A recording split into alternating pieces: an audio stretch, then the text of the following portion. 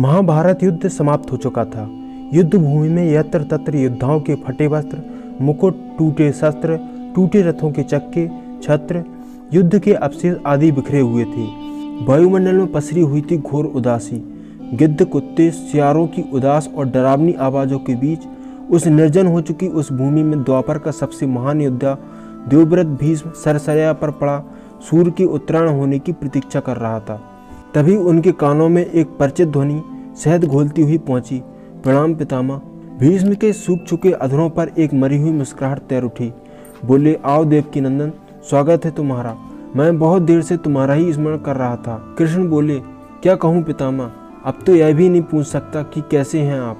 भीष्म चुप रहे। कुछ क्षण बाद बोले, पुत्र युधिष्ठिर का राज्याभिषेक करा चुके केशव, उनका ध्यान रखना। परिवार के बुजुर्गों से रिक्त हो चुके राजप्रसाद में उन्हें अब सबसे अधिक तुम्हारी ही आवश्यकता है। कृष्ण शांत रहते हैं। भीष्म ने पुनः कहा, कुछ पूछूं केशव? बड़े अच्छे समय से आए हो, संभवतः धरा छोड़ने के पूर्व मेरे अनेक भ्रम समाप्त हो जाएं। कृष्ण बोले, कहिए ना पितामह। एक बात बताओ प्रभु, तुम तो ईश्वर हो ना?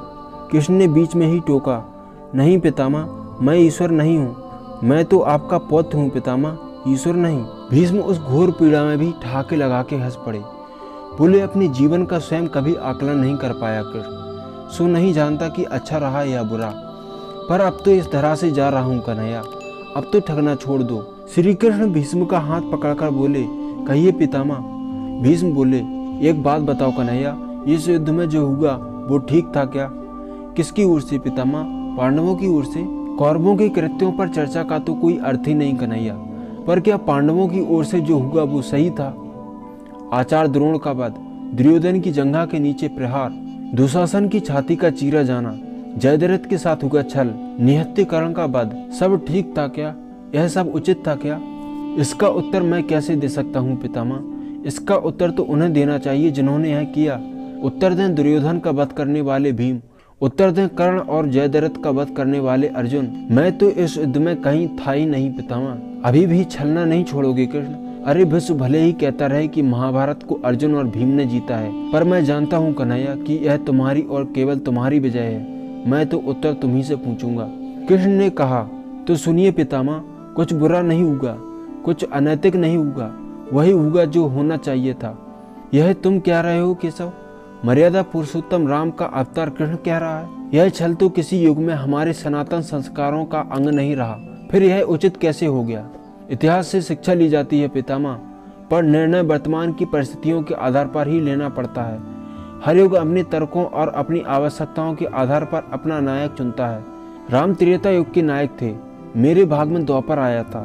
एक ही परिस्थिति में हम दोनों का निर्णय एक सा नहीं हो सकता पितामह। नहीं समझ पाया कृष्ण, तनिक समझाओ तो।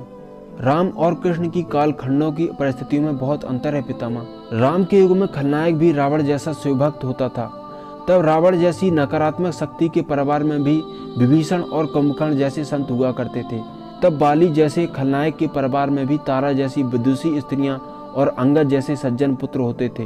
उस युग में खलनायक भी धर्म का ज्ञान रखता था, इसलिए राम ने उसके साथ कहीं छल नहीं किया। किंतु मेरे द्वापर युग के इस भाग में कंस, जरासन, दुर्योधन, दुशासन, शकुनी, जयद्रथ जैसे घोर पापी आए हैं। उनकी समाप्ति के लिए हर छल उचित है पितामह। पाप का अंत आवश्यक है पितामह, वह चाहे जिस विधि से भी हो। तो क्या तुम्हारे इन निर्णयों से गलत परंपराएं नहीं प्रारंभ होंगी केशव? क्या भविष्य तुम्हारे इन छलों का अनुसरण नहीं करेगा? और यदि करेगा तो क्या यह उचित होगा? भविष्य तो इससे भी अधिक नकारात्मक आ रहा है पितामह। कलयुग में तो इतने से भी काम नहीं चलेगा। वहाँ मनुष्य को कृष्ण से भी अधिक कठोर होना होगा, नहीं तो धर्म समाप्त हो जाएगा। जब क्रूर और अनैतिक शक्तियाँ धर्म का समूल नाश करने के लिए आक्रमण कर रही हों तो नैतिकता अर्थहीन हो जाती है पितामह। तब महत्वपूर्ण होती है विजय, केवल विजय। भविष्य को यह सीखना ही होगा पितामह। क्या धर्म का भी नाश हो सकता है केशव? और यदि धर्म का नाश होना ही है तो क्या इससे मनुष्य रो सकता है? सब कुछ ईश्वर के भरोसे छोड़कर बैठना मूर्खता होती है पितामह। ईश्वर स्वयं कुछ नहीं करता, सब मनुष्य को ही करना पड़ता है। आप मुझे भी ईश्वर कहते हैं ना, तो बताइए ना पितामह, मैंने स्वयं इस युद्ध में कुछ किया क्या? सब पांडवों को ही करना पड़ा ना, यही प्रकृति का समाधान है। युद्ध के प्रथम दिन यही तो कहा था मैंने अर्जुन से, यही परम सत्य है। भीष्म अब संतुष्ट लग रहे थे। उनकी आंखें धीरे धीरे बंद होने लगी थीं। उन्होंने कहा, चलो कृष्ण, यह इस धरा पर अंतिम रात्रि है, कल संभवतः चले जाना हो, अपने इस अभागे भक्त पर कृपा करना कृष्ण। कृष्ण ने मन में ही कुछ कहा और भीष्म को प्रणाम करके चले गए। पर युद्ध भूमि के उस डरावने अंधकार में भविष्य को जीवन का सबसे बड़ा सूत्र मिल चुका था। जब अनैतिक और क्रूर शक्तियां धर्म का विनाश करने के लिए आक्रमण कर रही हों तो नैतिकता का पाठ आत्मघाती होता है। दोस्तों, ये वीडियो आपको कैसा लगा कमेंट सेक्शन में जरूर बताना, और चैनल को सब्सक्राइब नहीं किया तो सब्सक्राइब कर लीजिए, जिससे आने वाली सभी वीडियो आपको मिल सके। जय श्री कृष्ण।